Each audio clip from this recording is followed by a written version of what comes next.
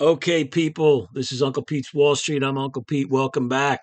That clip, of course, was from the late 70s at the Marquee Club in London. That was Generation X featuring Billy Idol on vocals. All right. All right. So let's get into today's topic.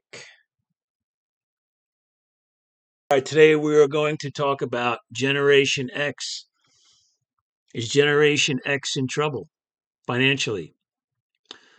Who is Generation X? They are the generation born between 1965 and 1980. They are approximately 65 million people in the United States. And the oldest of that generation is turning 60 years old this year in 2025. And here are the stats, the very disturbing stats. And the reason I'm bringing this up is because you people who are 25 years old now, in 35 years, you're going to be 60. Right? So this generation who were born in 1965, this Gen X generation, they were 25 years old in 1990.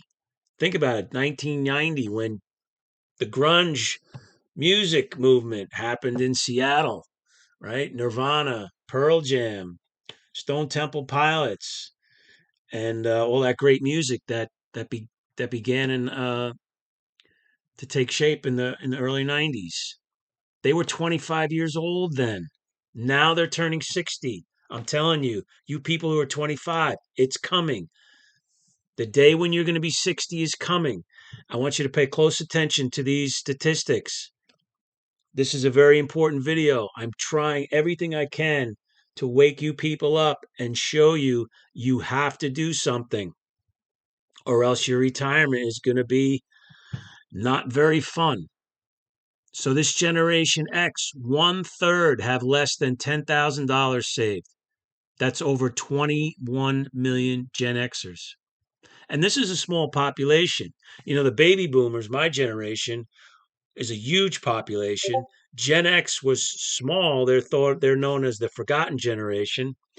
And the millennials who came after them are larger than them, but probably not as large as my generation, the baby boomers. So 1/3 have less than $10,000 saved. That's over $21 million, 21 million Gen Xers. One half plan on living off of Social Security, according to the Bureau of Labor Statistics. The cost of living for the average household of people 65 and over is approximately $58,000 a year, but the average monthly Social Security check is $1,900 or $22,800 a year, right? That's almost $36,000 shortfall that one half of Gen Xers are going to be saddled with in retirement. They're not going to have enough money to to endure the cost of living. Okay, so here I want you to take a look at this. I'm going to put the link to this in the description. The Forgotten Generation, Generation X approaches retirement. This was published by the National Institute on Retirement Security in July 2023. Let's go through this.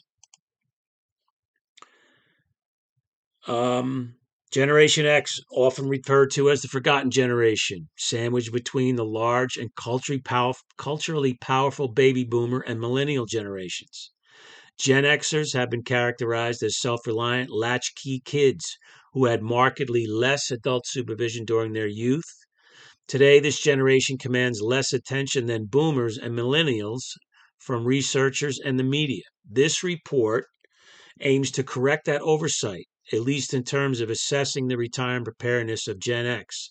Okay, I'm not going to go through reading all this. This was taken from the Forgotten Generation, the link that's going to be in the description. The reason I'm bringing this up is maybe the Generation X generation, at least the oldest ones, if they haven't saved, they're probably in big trouble. But I'm bringing this up to let you know that this generation was your age once, 35 years ago. If you're 25, These people were your age, what you are now, just 35 years ago. Let's look at some of these statistics. Oh, this is not working out. Okay. All right. The average account balance for private retirement accounts of working Gen Xers was $129,994 in December 2020. That's nowhere near enough to finance a secure retirement. And what's worse, the median account balance was only $10,000. 40% of Gen Xers had account balances of zero. 40% have no money. Is this going to be you? Remember in my previous videos, my very first video, I talked about the 5 seniors that were working in a convenience store. They're going to be replaced by some of these Gen Xers. All right? Whatever generation you're from, please don't end up like this. The average household savings of Gen Xers was $243,342, but the median balance is still low at just $40,000. And 28% of Gen X households had a savings of zero. That's households. 40% of individuals have no savings. This is very bad. All right.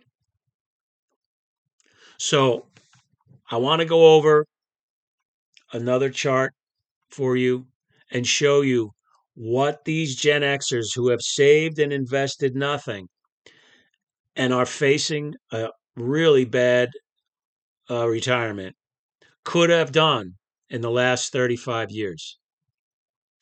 Okay, I've showed you this in past videos. This is an S&P 500 calculator. It shows you what your money would have earned if you had invested in the S&P 500 over the last bunch of years. So I'm going to put in here 35 years. So let's say in 1990, a Gen Xer, the ones who were born in 1965, were 25 years old in 1990. All right. Let's say they started their investment account. They invested in the S&P 500 index fund or ETF. They opened their account with $1,000, and if they just put $350 away monthly from 1990 to 2025, their account would be worth $1.2 million. Right? That's it. Just $350 a month. This is what the S&P has returned. This calculator is on investment-estimator.com / S&P 500 calculator. Just Google it and you could put in your numbers. You are 25. 35 years is going to come around. You're going to be 60 years old. Please don't have zero money saved for retirement when just $350 a month by the time you're 60 could possibly be $1.2 million. That's assuming the S&P 500 does in the next 35 years what it's done in the last 35 years. Will that happen? Who knows? Maybe it'll do better. Maybe it'll do worse. Nobody really knows. But what I do know is if you save and invest nothing, like 40% of the Gen Xers, you will have nothing at retirement. That I do know. Now, I don't tell people what to invest in. This is not investing advice. You go talk to your investment professionals. You explain to them your situation, your income, what you want to do. Okay? And you let them know, I want to invest. What's right for me based on your risk profile? What kind of risk are you willing to accept? For me, I accepted the risk of the S&P 500, investing in 500 companies in one mutual fund.